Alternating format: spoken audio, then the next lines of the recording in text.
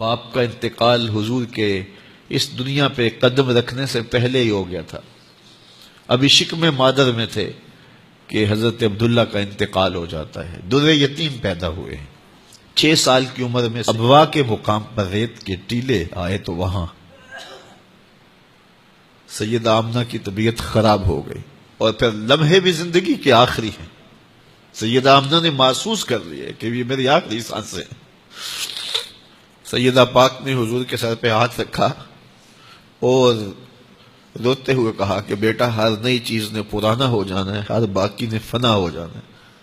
میں بھی جا رہی ہوں، وَذِكْرَ بَاق وَوَلَدْتُ طُهْرًا، لیکن میرا ذکر نہیں مٹے گا، اس لیے کہ تیرے جیسا ستھرا بیٹا چھوڑ کے جا رہے ہیں.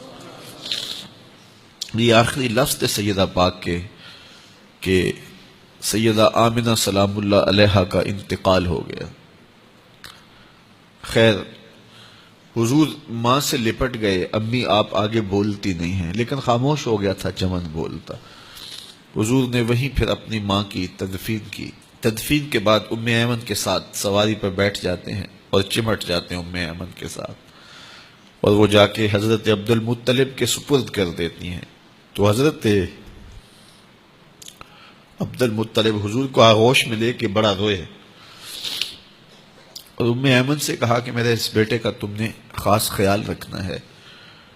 اور پھر انہوں نے اتنا خیال رکھا کہ میرے حضور فرمایا کرتے تھے، ام ایمن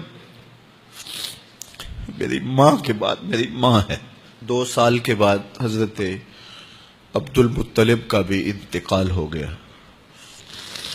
ابن حشام کے یہ لفظ سینہ چیرتے ہیں کہ جب امیر قریش کا جنازہ اٹھا تو سارا مکہ جنازے کے لیے امڑ آیا، لیکن لوگوں نے 8 سال کے ایک بچے کو دیکھا جو دیواروں سے لپٹ لپٹ کے رو رہا تھا. آج یہ سہارا بچھن گیا تھا. پھر چچا کی کفالت میں آئے. پھر ایک وقت آیا کہ وہ بھی اس دنیا کو چھوڑ گئے، اور اسی سال حضور کی اہلیہ کا انتقال بھی ہوا، اور اس سال کا نام عام الحزن، دکھوں کا سال رکھا. اہل مکہ نے جو سلوک کیا وہ کسی سے بھی مخفی نہیں ہے.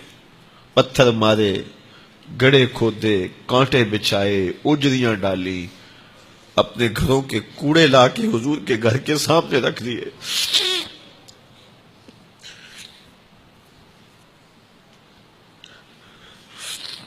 یہ کس چیز کی سزا دے رہے تھے میرے حضور کو؟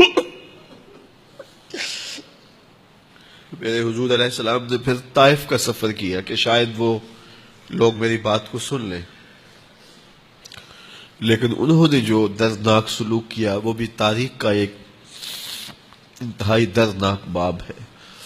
انہوں نے اوباشوں کے ہاتھوں میں پتھر دیے، اور جس راستے میں میرے حضور نے گزرنا تھا ان کو اس راستے پہ کھڑا کر دیا اور کہا ان پہ سنگ زنی کرو. اور وہ آقا کریم پہ پتھر مارتے، حضور کے پاؤں پہ پتھر مارتے.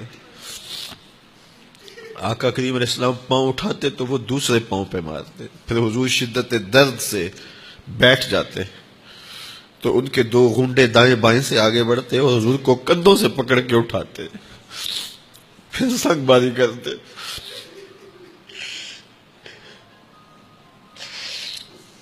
نالین حضور کے خون سے بھر گئے. عذاب کے فرشتے حضور کے پاس آئے کہ اگر آپ بد دعا بول دیں تو ابھی ہم ان پہاڑوں کو جوڑ دیتے ہیں اور یہ طائف کے لوگ پس جائیں گے ان پہاڑوں کے درمیان. آسمان سے پتھر اتریں گے، ان کے سر کچل دیے جائیں جنہوں نے آپ کو دکھ دیے. اب صحابہ جو ساتھ تھے انہیں بھی شدید آرزو تھی کہ حضور ان کے لیے بد دعا کریں، انہوں نے بڑا دکھ دیا. تو پھر حضور کے ہاتھ اٹھ گئے. صحابہ کا خیال یہ تھا کہ ابھی حضور کی زبان کھلے گی اور بد دعا کے لفظ نکلیں گے اور یہ پیس دیے جائیں گے. لیکن جب وہ لب کھلے، وہ پتلی پتلی گلے قدس کی پتیاں، وہ لب ہائے دور جب کھلے تو لفظ کیا تھے؟ اے اللہ میری قوم کو ہدایت دے دے، یہ مجھے جانتی نہیں. اور کہا کہ مجھے ان کی نسلوں سے ایمان کی توقع ہے.